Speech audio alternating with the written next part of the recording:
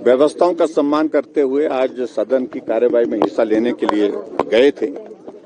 प्रश्नकाल में और प्रश्नकाल के बाद भी हम सारी कार्यवाही में हिस्सा लेने के लिए वहां पर उपस्थित रहना चाह रहे थे, लेकिन जिस प्रकार से कांग्रेस पार्टी का रवैया सदन में रहा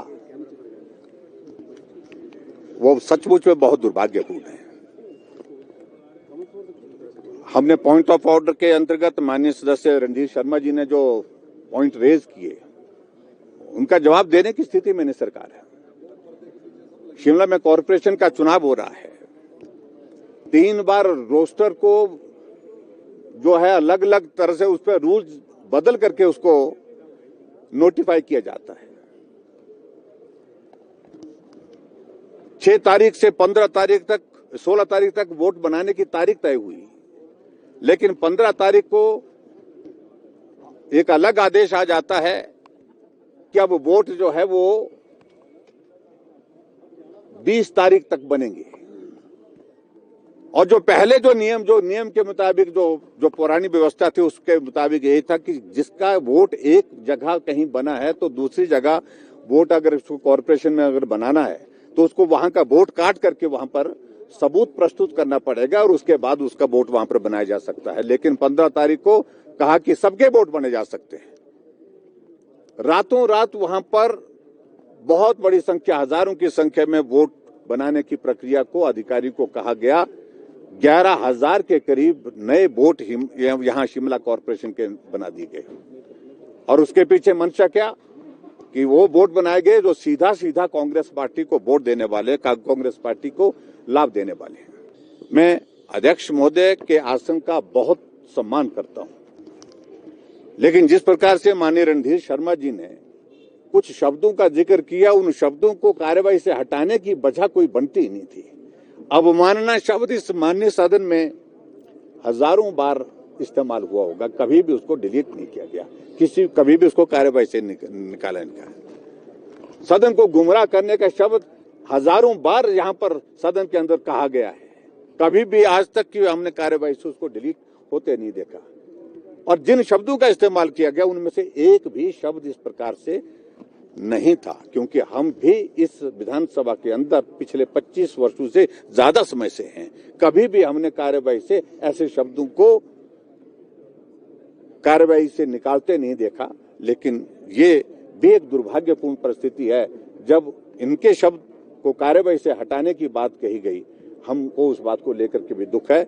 ये भी हमारे लिए एक सचमुच में एक बहुत बड़ा एक विषय था कि जो कार्यवाही का हिस्सा हमेशा वो जो शब्द रहे हैं उनको कार्यवाही से पहली बार हटाया गया, ये हमको देखने को मिला। देखिए, पूर्व मुख्यमंत्री जी ने 7-8 मिनट अपनी बात कहने को रखी और अपनी बात रखी भी, लेकिन मुझे लगता है कि सबॉर्डिनेट सिलेक्शन बोर्ड में जो धांधलियां हुई है उस चर्चा पर वो भाग नहीं लेना चाहते थे, उस चर्चा से पीछे हटना चाहते थे और इसलिए उन्होंने एक बहाना ढूंढा और वॉकआउट कर दिया।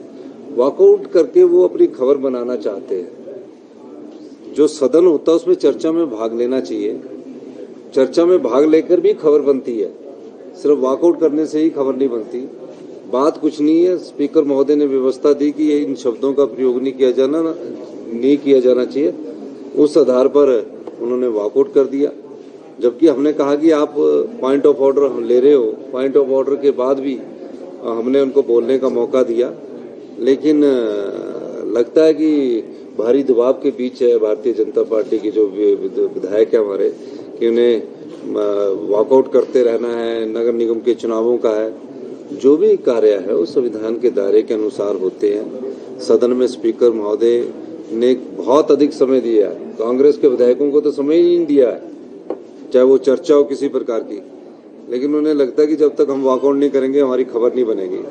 ठीक है, खबर बनाने के लिए आपने वॉकआउट करना अच्छी बात है, लेकिन सदन में भी तो कुछ कंट्रीब्यूट करें, सदन में भी आगे बताएं कि सरकार की नाकामियां क्या है। चर्चाओं से भागना नहीं चाहिए।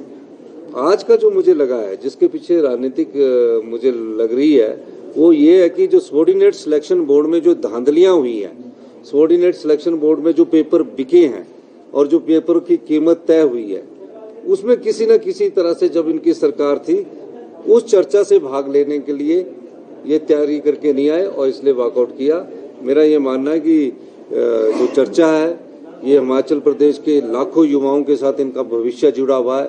किस प्रकार सबऑर्डिनेट सिलेक्शन बोर्ड में पेपर बिकते रहे, किस प्रकार की धांधली होती रही, इस दृष्टिकोण से आज ये चर्चा लाई गई थी। इससे ध्यान बांटने के लिए उन्होंने वॉकआउट किया। फेसबुक पर पोल स्टार हिमाचल का पेज लाइक करें और यूट्यूब पर हमारा चैनल सब्सक्राइब करना ना भूलें।